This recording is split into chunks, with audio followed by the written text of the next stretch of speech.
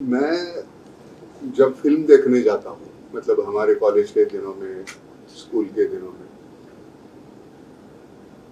तो अगर आइडेंटिफ़ाई करते हैं हम वो सामने वाले कैरेक्टर से, तो हमें वो कैरेक्टर हमारा लगता है, वो कहानी हमारी लगती है। ये कहानी उस तरह की है कि आइडेंटिफ़िकेशन बहुत होगा, क्योंकि हर घर में घटने वाली ये घटना है। और कहानी सुनते वक़्त मुझे रास आती है कि नहीं, एक आम आदमी होने के नाते, और वो सुनते ही बहुत अच्छी लगी, तो मैंने कहा चलो करते हैं। और फिर वो जब से लिखना शुरू होता है, आप वहाँ मशगूल होते हैं उसमें, तो सेट पे जाते वक़्त फिर कोई दिक्कत नहीं होती, जाओ काम करो। और वैसे कुछ अलग से करना नहीं है, जो पुरानी यादें हैं, रेफरेंसेस है, उसको याद करना है, उसको दोबारा से करना है, बस, बाकी कुछ नहीं। और ये बंदे में वो खासियत है कि वो एक छोटी सी चीज को इतना बड़ा बना के रखता है। बहुत छोटी चीज होती है, मतलब मैं मिसाल देता हूँ, कॉफी परोसना भी है, जिस अदब से, जिस तरीके से, जिस वो तो आपको देता है, तो आपको वो कॉफी से ज्यादा उनकी वो जो अदब है, जो तरीका है, उससे आप प्रभावित हो जाते हैं। हमने किया जो हमारे माता पिता ने हमारे लिए किया, उसका तो हम 2% भी नहीं कर सके, लेकिन जो भी हुआ, लेकिन फिर भी लगता है कि यार हमने बहुत से लम्हे थे जो हम बहुत कुछ और भी कर सकते थे, वो हम नहीं कर पाए। तो कहीं ना कहीं ऐसा एक वैक्यूम है। वो वैक्यूम के लिए हमने कहा, मन बार बार कहता था कि कुछ फिल्म बनाए, क्योंकि हमारे पास अपने मन को निकालने के लिए जरिया क्या है, सिनेमा ही तो है, ये कैमरा ही तो है।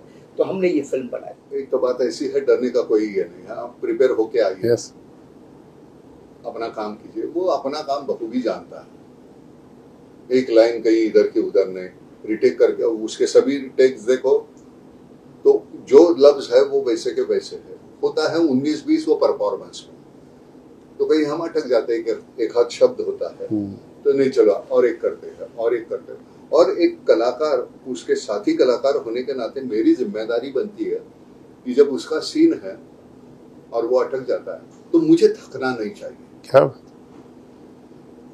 और ना तो मैं थका, ना तो वो थका। यहाँ वो सीनियर जूनियर का कोई सवाल होता ही नहीं। दो कलाकार है, वो सीनियर जूनियर क्या होता है, वैसे वो होता ही नहीं है ना।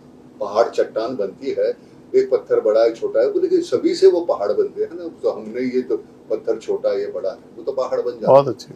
तो ये पहाड़ वैसे बन गया है, तो हम वो ये उतनी ही बड़ी चट्टान है जितने आप मुझे समझते हो, और उतने ही छोटा है जितना मैं हूँ। प्यार है। देखो क्या है कि फिल्म आपके पीछे की हिट होती है, आगे की हिट होती है, ये एक अपने आप में कॉमर्शियल एंगल है, लेकिन एज ए फिल्म मेकर आप भी तो कुछ करना चाहते हैं। ये फिल्म मेरे हृदय की फिल्म है, ये मैं करना चाहता था। और डेफिनेटली गदर 2 के बाद आप पहले गदर 3 शुरू करता या और कोई बड़ी एक्शन पिक्चर शुरू करता, ये स्वाभाविक है, ये दुनिया का चलन है। लेकिन एज ए डायरेक्टर आपकी कुछ जिम्मेदारियां और आपका कुछ मन है। मन मेरा इस फिल्म को करने का था, क्योंकि ये फिल्म एक पारिवारिक फिल्म है। परिवार के लिए हर 20 साल में ऐसी एक फिल्म बनती है, कभी बागवान, कभी अवतार, जो परिवार के लिए फिल्म आती है। मैं देख रहा था परिवार का बहुत सारा वैक्यूम है, परिवार की फिल्म नहीं बन रही है, इसीलिए इस फिल्म को बहुत सारा लोगों की आई बॉल्स मिलने वाले हैं, क्योंकि परिवार भी तो पिक्चर देखना चाहता है, कितना मारदार देखेगा। और गदर 2 के बाद मैं जानता था कि 50-100 एक्शन फिल्में बनेंगी, जो बन रही हैं, हर हफ्ते एक एक्शन फिल्म आ रही है, तो उस रट में मैं नहीं जाना चाहता था। ये तो मेरा कॉमर्शियल एंगल हो गया। इमोशनल एंगल ये है कि मैं हमेशा ये चाहता था कि यार देखो, आज जो न्यूक्लियर फैमिली हो गई है, आज घर घर में वनवास हो गया है, हर बुजुर्ग आदमी एक वनवासी की तरह रह रहा है।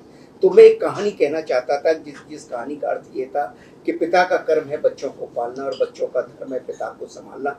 जब पिता बूढ़ा हो जाए, जब बच्चे छोटे होते हैं तो पिता कैसे उंगली पकड़ के चलता है, जब पिता बूढ़ा हो जाए तो बच्चों का भी वही कर्तव्य है। और बहुत से लोग करते हैं, ज़्यादातर लोग करते भी हैं, लेकिन नहीं कर पाते, कुछ विषमताओं की वजह से, कुछ मजबूरियों की वजह से। पर कोई भी मजबूरी, कोई भी विषमता पिता के लिए आपका जो प्यार है उससे बड़ी नहीं हो सकती, पिता से बड़ा कुछ भी नहीं हो सकता, माँ से बड़ा कुछ भी नहीं हो सकता। ये संदेश, ये बात जो सब जानते हैं, एक बार फिर से मैं इस फिल्म के माध्यम से कहना चाहता था। इसीलिए मुझे लगा ये फिल्म कहना बहुत जरूरी। देखिए, नाना सर बहुत ही चूजी है, बहुत सालों से मैं नाना सर के साथ काम करना चाहता था, लेकिन नहीं हो पाया। अब जब ये कहानी आई तो मुझे लगा कि नाना सर के पास जाऊंगा तो नाना सर इसको हाँ कहेंगे, क्योंकि नाना सर, क्योंकि मैं इनके पास ऐसी एम ही कोई कहानी नहीं ले जा सकता था। मेरे पास इनके पास कहानी ले जाने के दो ही ऑप्शन थे, दो ही तरीके थे। या तो मैं सोचूं कि कोई वेलकम या हाउसफुल जैसा कोई बड़ा कॉमेडी कोई सब्जेक्ट लेके जाऊं जिसमें इनका बहुत हो, जिसमें 4-5-6 हीरो, तो वो नाना सर को मैं पटा सकता हूं कोई ना कोई रास्ता दिखा के या भाई मान जाओ वो कर सकते हो आप ये। अच्छा, नाना सर ने पहले समझा भी ऐसे ही कि भाई तू तो कोई बड़ा, इनको कहीं से कोई खबर होगी कि तू तो कोई 2-3-4 हीरो की पिक्चर बनाना चाहता है, आपको याद है आपने मुझसे ऐसा कहा भी था। तो या मैंने कहा नहीं सर। और दूसरा है कि कोई एकदम नाना सेंट्रिक कोई पिक्चर हो और ऐसी पिक्चर हो जिसमें बहुत गहराई हो, वो परफॉर्मेंस की गहराई हो, कहानी की गहराई हो, वो लेके जाऊंगा। तो वो मैं लेके गया। तो मुझे पूरा भरोसा था क्योंकि नाना सर की जो क्षमता है कहानी समझने की, इनके अंदर आज भी वो बचपन वाला दर्शक है, कहानी समझने की इनकी बहुत क्षमता है। क्योंकि गदर के टाइम पे, दोनों गदर के टाइम इन्होंने मुझे गदर रिलीज से पहले बोल दिया था कि आप दोनों तेरी ब्लॉकबस्टर होने वाली है। तो इनका जो सेंसिबिलिटी ऑफ सिनेमा है वो बहुत अच्छी है। तो मुझे मालूम था कि ये नाना सर हाँ करेंगे, और नाना सर ने हाँ कर दी पहली मीटिंग में ही। और उसके बाद लेकिन बहुत राइटिंग में भी इन्होंने भी मेहनत की, मेरे राइटर सर भैया हमजद, उन्होंने भी बहुत मीटिंग की।